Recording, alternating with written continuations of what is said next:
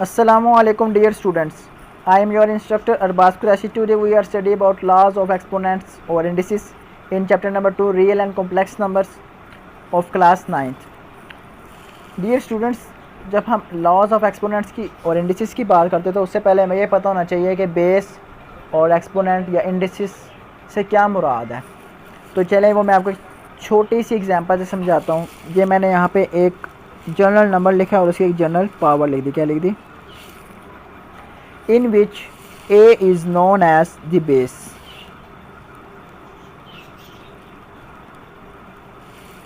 and n is known as exponent or index.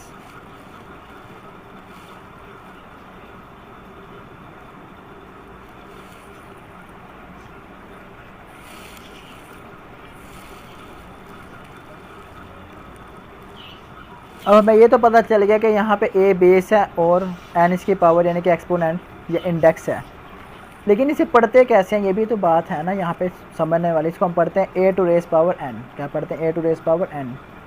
ये तो बुनियादी नॉलेज था। अब हम इन 7 के 7 लॉस को पढ़ते हैं। पहला लॉ हमें क्या कहता है?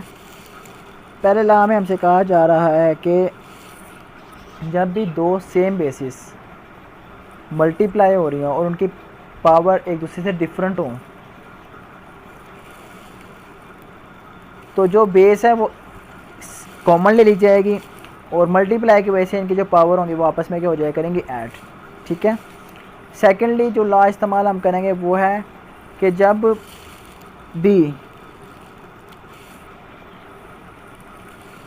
किसी बेस के ऊपर पावर मौजूद हो और उसके ऊपर पावर की पावर आ जाए, जैसे कि यहाँ पे a की पावर m और होल पावर n आ गया, तो ये बेस के ऊपर जो पावर है उस पावर से क्या हो जाएगी? जो टोटल पे है उससे मल्टीप्लाई हो जाया करेगी m मल्टीप्लाई n, जैसे कि मैंने यहाँ पे लिखा।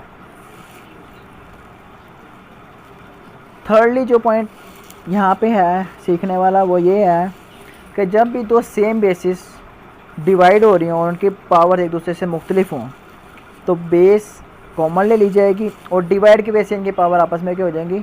माइनस या सब्ट्रैक्ट हो जाएंगी। In which a is not equal to 0। अगर a 0 हो जाता है तो ये अनडिफाइन हो जाएंगे।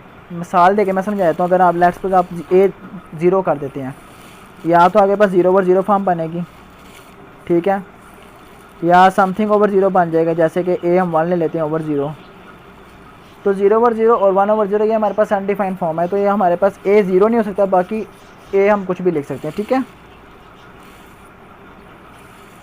फोर्थली जो हम चीज़ पढ़ने जा रहे हैं कि जब दो मुख्तलिफ बेसिस आपस में मल्टीप्लाई हो रही हों और दोनों के ऊपर एक ही पावर हो तो वो पावर जब हम ओपन करते हैं तो वो दोनों के साथ अलग अलग लिखी जाएगी, जैसे कि a भी मल्टीप्लाई हो रही है इनकी होल पावर के n।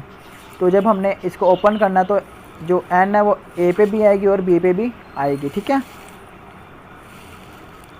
फिफ्थली जो प्रॉपर्टी हम पढ़ने जा रहे हैं वो है कि जब दो मुख्तलिफ बेसिस डिवाइड हो रही हों, क्या हो रही हों, और उनके ऊपर जो पावर है वो सेम हो और होल पावर में हो, तो जब इसको ओपन करते तो ये दोनों के ऊपर अलग अलग आई थी। और यहाँ पे सिर्फ b 0 नहीं हो सकता, ठीक है, a 0 हो सकता है लेकिन b 0 नहीं हो सकता। ठीक है। अगर a हमारे पास 0 हो और b हमारे पास 0 हो तो ये अनडिफाइन है, जबकि a 0 हो और b हमारे पास 1 हो तो ये अनडिफाइन नहीं है, ये डिफाइन है। ठीक है। और a 1 हो और b 0 हो तो ये भी क्या? अनडिफाइन है। ठीक है। तो आपने इन चीज़ों को समझना है। b 0 नहीं हो सकता और 0 के अलावा कुछ भी इसको लिख सकते हैं, और a हमारे पास कोई भी रियल नंबर है 0 1 से लेके +1 -1 +2 -2, ठीक है, सो ऑन जितने भी नंबर अभी में रैशनल और इरेशनल ले सकते हैं। 6 नंबर पे जो हम लॉ पढ़ने जा रहे हैं वो कि जब भी किसी चीज़ की पावर 0 आ जाए, किसी भी रियल नंबर की पावर सिवाय 0 के उसकी पावर क्या आ जाए? 0, तो हमेशा किसके बराबर होगा? 1 के। और यहाँ पे याद है ना a 0 नहीं हो सकता, बाकी कुछ भी हो सकता है। ठीक है, कंडीशन है। और ये याद है ना 0 क्यों नहीं होता?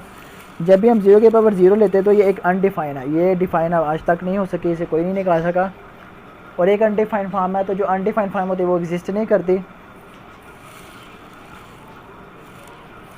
और आखिरी नंबर पे जो हम प्रॉपर्टी पढ़ने जा रहे हैं वो हमारे पास है कि जब भी कोई चीज़ इन्वर्स में, यानी कि कोई बेस इन्वर्स में आ जाए, माइनस के साथ आ जाए, माइनस के साथ आए, तो हमने तो पढ़ा है कि हमारे पास जो पावर है एम और एन ये पॉजिटिव इंटीजर में से होने चाहिए।